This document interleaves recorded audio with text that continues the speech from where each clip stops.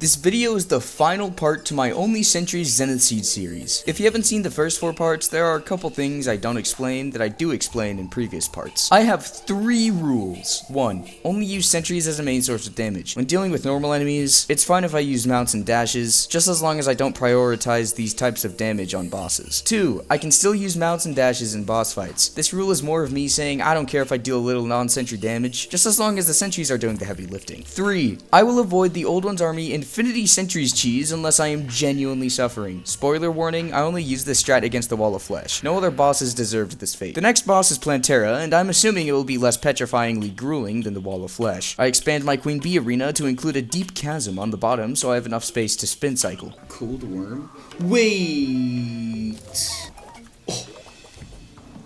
Oh! I have gummy worms. Wait!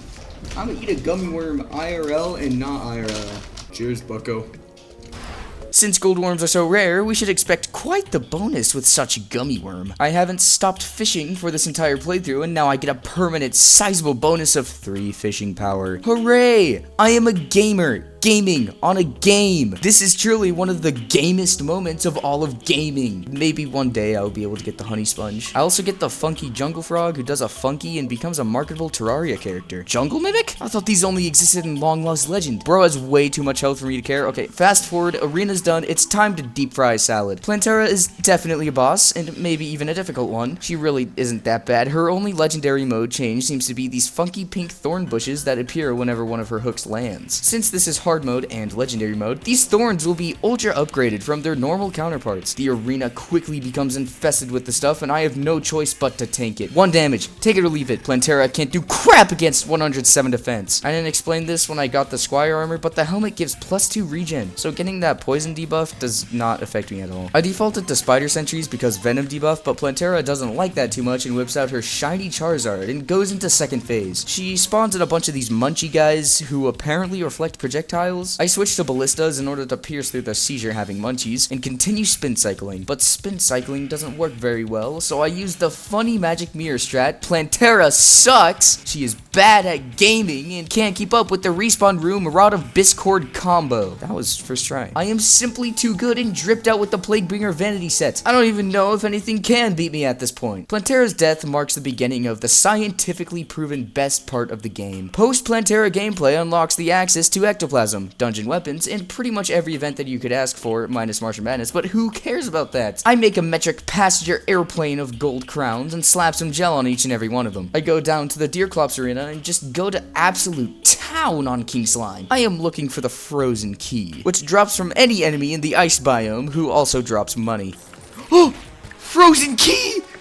Yippee! There are various chests in the dungeon that are themed around the various biomes you could find in the world. They each have their own special weapon, which usually has some gimmick to them that makes them special. Since Terraria is dead, we can unlock the ice chest and get a weapon that I have never actually used. Not even as a support weapon. Like, this thing is just so forgettable. It's the Frost Hydra Staff, and it does a crazy cool 100 base damage. It also pierces and inflicts frostbite. It's also epic and better than any other sentry I have. I am maining this crap for the rest of time. I always thought it was goofy for a sentry to be locked behind a biome chest, but this thing is actually crazy good. Our next victim is going to be Gollum, who is a coward and hides in his stupid temple basement deep within the jungle, which is a lie. This seed has the don't dig up seed. It's on the surface. So I expand the horizons to my teleportation room and make it so I can instantly teleport to the temple. And this is just terrible. With all the random secret seeds mixed in, it makes the temple 3 times larger, wooden spikes extend out further, vision is reduced by 12%, far more traps are present, which does include the influx of TNT barrels, and it is painted as if someone killed the entire population of 2 Earths combined. Which, fun fact, if the temple was generated on the corruption side of the world, it would have been painted purple. There's also the legendary mode 77% contact damage increase, which literally makes normal enemies more deadly than Terraria. I have died to lizards more in this playthrough than Terraria by infinity fold. So I use my ultra huge brain and begin slowly making my way underneath the temple so I can find Gollum's arena without having to go through lizard hell. I will put a teleporter there and use the Rod of Discord to get in. Scratch that, I'm a little impatient, and wow, that was pretty good. Scratch that again, I've decided I want to spawn closer to the arena. Perfect. Now I can go to Gollum's basement whenever I want. Not that I want to. I begin making a Gollum arena, and this time I'm not messing around. We got the campfire, bass statue, heart lantern, sunflower. I even made a little honey area so you can get that crispy cool extra regen. In order to prepare even further, I convert my hollow farm into an iced farm and grind for the frozen turtle shell. I even go as far as to get the paladin's shield to upgrade my frozen shell to a frozen shield. It gives an extra 6 defense and reduces damage by 25% if I am below half health. This is a crazy good accessory for my defense maxing build and will contribute greatly to my body not getting one shot by Gollum. Okay, it's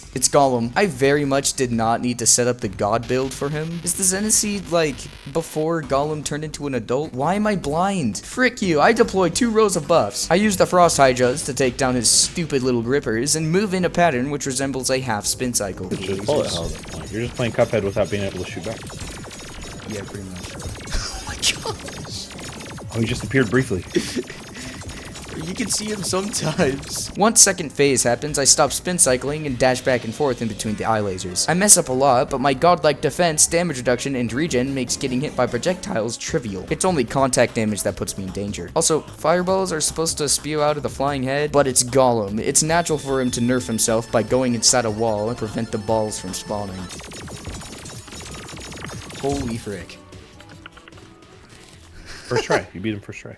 That was first try. Dude, what is going on? That is 2 entire bosses. One-shot Johnson to Saturn. Can I be stopped? It must be the Plaguebringer vanity set. It has to be. Gollum was out-dripped and couldn't handle being inferior to me. To celebrate, I forget to turn off the recording and end up getting an hour of playing Raft with my brothers. That's cool, man. This Raft playthrough is not getting a video because this is the only recording I have of it. The Tavern Keep upgrades once again with the defeat of Gollum. So it's only natural we go back to the old one's cheese. Let's see if Betsy can beat this. I pull out the legendary move called Freaking Dying, and alas, it works! I get enough medals to get 2 pieces of Valhalla armor, and still need the final piece. A quick 25 defender medals later, I reload and get the final piece of armor. This brand new set is genuinely crazy. It goes nuts. It is insane! The defense is higher than the Vortex armor's defense. It also provides me with summon damage and an extra sentry slot that maxes out my sentry count to 6 for the rest of this playthrough. This is the point where I truly am powerful. And from now on, I would really like infinite flight, especially for my ultra horizontal movement ninator. It just so happens that I unlocked this infinite flight through the Empress of Light. Wait, that rhymes. I go back down to heck and break the Only Sentries rule by using a hammer to kill the prismatic lacewing. I am genuinely curious how I would kill the lacewing with a sentry. I guess I'd place it in the path of one of my projectiles. Can the lightning aura rod do that? If you're playing in expert mode or higher, the Empress of Light drops the soaring insignia, which provides unlimited flight. So I naturally need to kill her every time I do a playthrough. I exclusively use frost hydras because they're good and proceed to get hit by every single attack she does. If you happen to be worried by this news, you are misinformed. I have ridiculously high defense and regen. The projectiles may hit, but I have trained my body to stop bleeding and regenerate itself at the speed of a Shelby Mustang GB500. Again, my main worry is contact damage. Physical contact makes me disintegrate, and it's even worse when it's a woman. Oh wow! Horrors! This is just Red's way of saying it's a solar eclipse. We have Sun Deity with the side of yucky manflies and vampires who suck, and it just keeps going downhill. Second phase and Donald Pump begins playing CS2. Not only am I cooked, but you are too.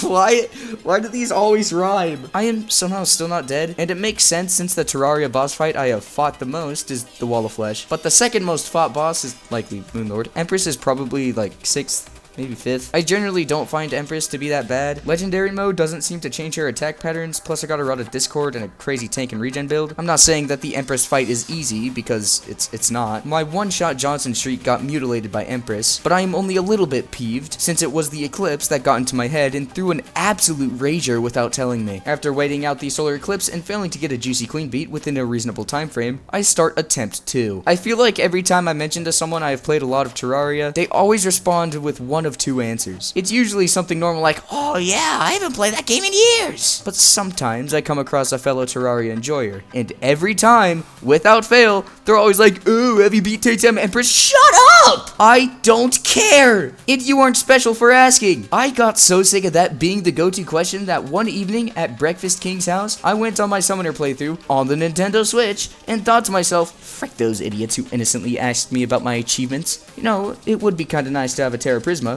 And so it was. I have no recording of this, but I am not lying to you in any capacity. I used a controller to fight Daytime Empress and won on my very first try. She was obliterated. First try, and I have no footage. If you think I'm lying, that's great, but rest assured that the first time I tried Daytime Empress on my own, I won. Just don't mind that right before that, I fought Nighttime Empress like 10 times, but you get the point. I have no hit Empress. Just shut up. So remember, if someone says they like Terraria, don't make your first question be if they killed Daytime Empress. Death. Cool. Attempt 3 happens the next day. I'm almost at the 80-hour mark for this playthrough, and he thought he would make this into one singular video. What a moron he was. My main strategy for Empress is to not get hit by her projectiles. Phase 2 is more difficult because the projectiles tend to be a little, more, and therefore I get hit. I kind of feel obligated to explain my strategy, but the section in the script is getting quite long, so Unicorn is OP, and that's a fat and scrumptious victory. If we were to ignore the 2 times I died to Empress, that means I am still on that winning streak. I don't know what to say, man. I just can't be stopped. My unicorn mount is great, but what if it were better? I start a pumpkin moon in search of the enemy that has a name which makes it impossible to make suspicious jokes about. The Morning Wood has a chance to drop the Hexed Branch. I'd say the drop chance of this item, but it changes as the pumpkin moon progresses. I got the Hexed Branch on my second pumpkin moon, and it is my favorite mount. After the Slimy Saddle, Blessed Apple, Lilith's Necklace, Drill Containment Unit, it's a direct upgrade to the Unicorn, capable of going 81 miles per hour. That's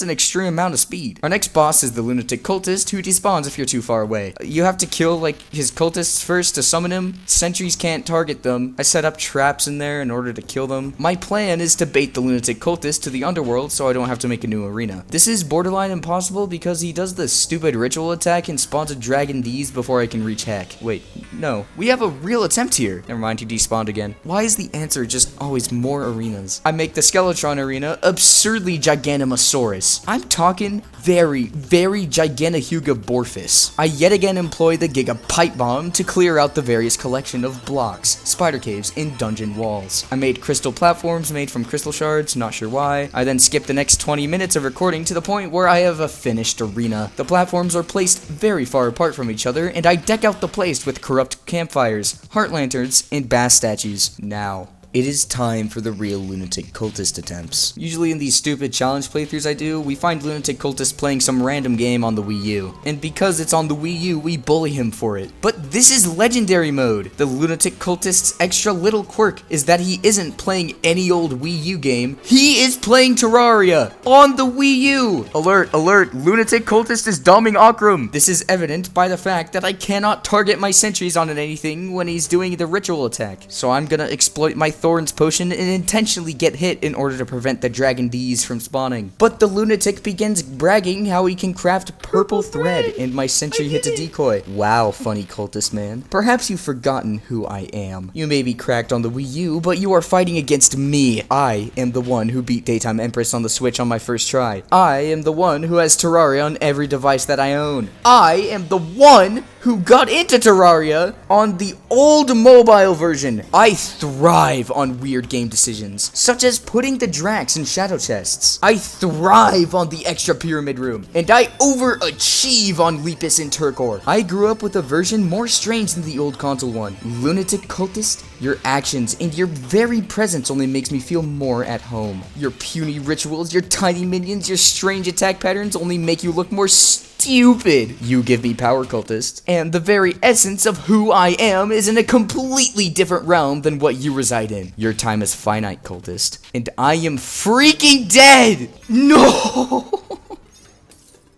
He could have sneezed and he would have died. Man, I even gave that whole ominous speech, and Lunatic Cultist is just too good. So that means I need to surpass his goodness and become betterer. The Lunatic Cultist cycles through a bunch of attacks, then does the ritual. These attacks always go in this order: fireballs, cryogen, bullet hell, stormweaver lightning, more balls of fire, another cryogen, and then ritual. If a decoy is mistakenly hit during the ritual, or you don't even do anything, the ritual spawns a Dragon D's, or a flying Piscatulu if a Dragon D's is already present. The decoys also fire their purple balls at you when the main cultist attacks. My main strategy against cultist is to spin cycle, and then go in to get hit whenever he does the ritual. I keep on saying ritual. Once he is below half health, we enter second phase, where attack patterns change while introducing a new attack. He still opens with fireballs, but then he does the weird Stardust attack, then more Thunder Morbs, Stardust Pillar reference again, Cryogen, Morbing again, then Ritual. Whoa! By what? By what end? What is Prophecy's end? So, there's this other attack that only exists in worlds that are expert mode or above. In second phase, there's a chance for a Fireball, Stardust, or Lightning Morb attack to be replaced by the purple Skull emoji attack. 3 Skull emoji spawn, or more if he has decoys, and if you don't destroy them within 7 seconds, they explode into 4 little funny projectiles that deal an ungodly amount of damage. The other attacks barely do anything, but no, purple bad. Third attempt, I go in with the same exact strategy of Spin Cycle, but this time I pay way more attention to the color purple. I realized that my sentries accidentally hitting decoys is like extremely bad, so I placed all my sentries on the left side of the arena and then went to the right side whenever he was about to do the ritual. This significantly reduces the chance of a stray projectile killing the attempt. It doesn't really do anything if a corrupt mimic spawns mid-fight. Alright, attempt 4, 5, I don't even know anymore. I do the exact same strategy as last time, but now I hope that nothing crazy spawns. And yeah, it's just me versus Mr. Wii U Terraria. All it takes is time. Just like every other boss fight, all I have to do is wait for my sentries to kill him. Boom. Boom. Holy crap.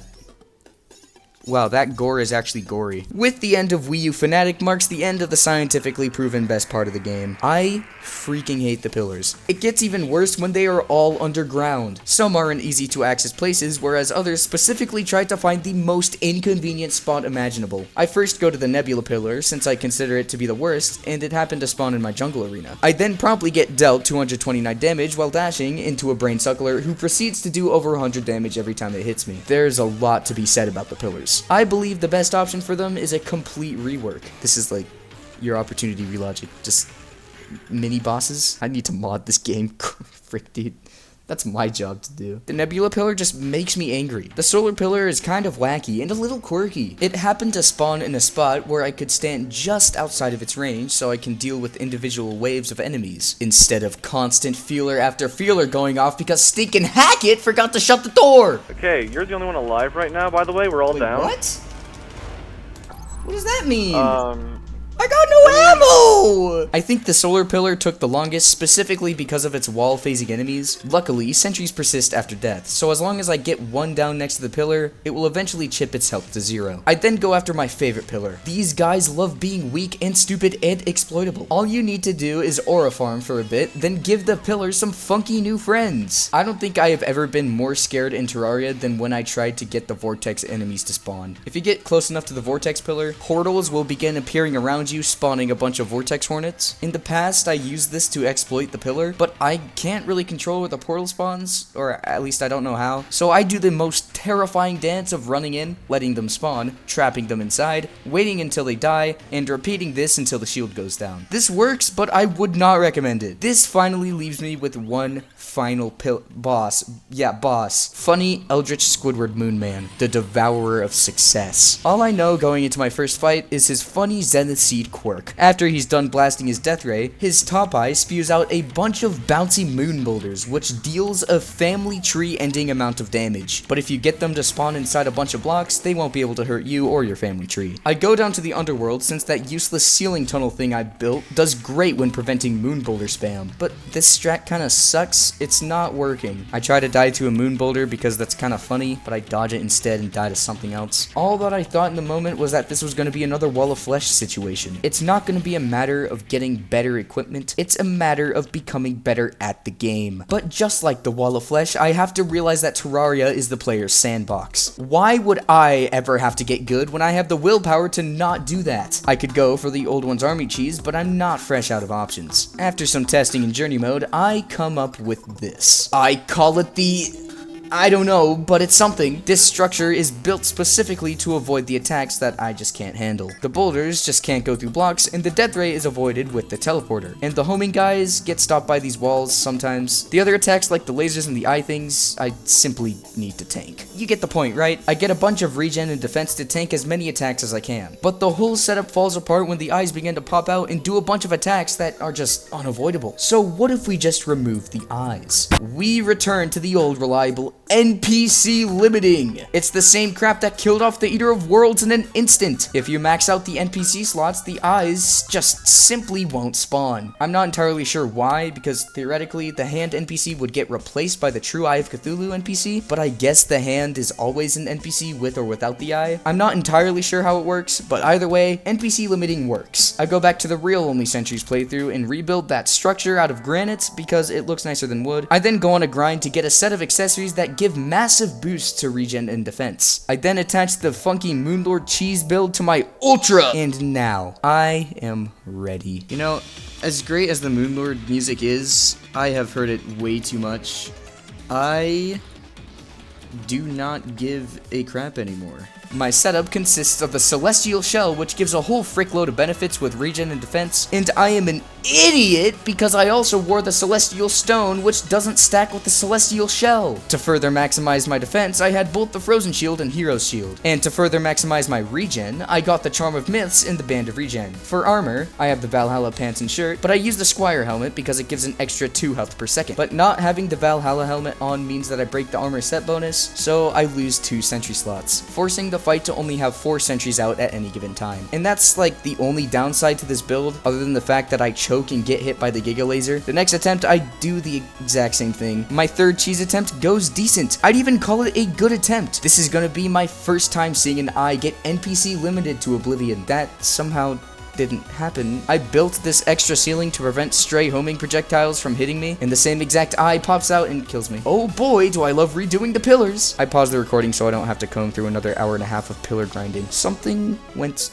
wrong. I placed every dummy I couldn't spawn any more bees, and the eye still popped out. We have to improvise. So let's introduce a third way to clog up any remaining NPC slots. We bring back Squidward, aka Cthulhu's old friend, that we graciously killed quite a while ago. It's the Eye of Cthulhu! The Eye of Cthulhu spawns a bunch of servants in his first phase, which will serve to fill up any more NPC slots that are still open. I get Squidward's left eye down to a minuscule amount of health, and watch as nothing happens. Holy guacamole. Guacamole.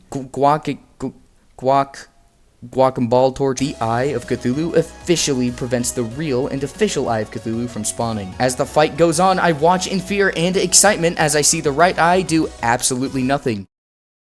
I run into a little bit of an issue when dealing with the top eye, since my sentries tend to sometimes target the normal Eye of Cthulhu. But that's okay, I could just spawn another one. But I'm a little stupid and didn't think of that in the moment, and decide to do the most terrifying thing. I teleport out of my safe teleporter room and try to raise the ceiling so my sentries don't hit the Eye of Cthulhu. This kills all the servants that the eye spawned, which doesn't do anything yet. The top eye still has a ton of health. I somehow pull it off. I didn't need to do this, it doesn't even work. I guess this was a choke, but it didn't kill the attempt, so I'm concluding that I'm just a little stupid. I eventually do get to the point where the top eye is about to die. So I yet again spawn the Eye of Cthulhu, but he doesn't. This is a good sign. All the dummies, bees, and servants are successfully blocking any and all NPCs from spawning. I re-equip my Valhalla helmet to get my 2 sentry slots back and make this part just go a little faster.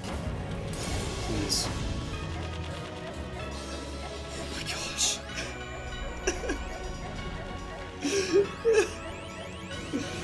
Oh, it's over. Oh my gosh.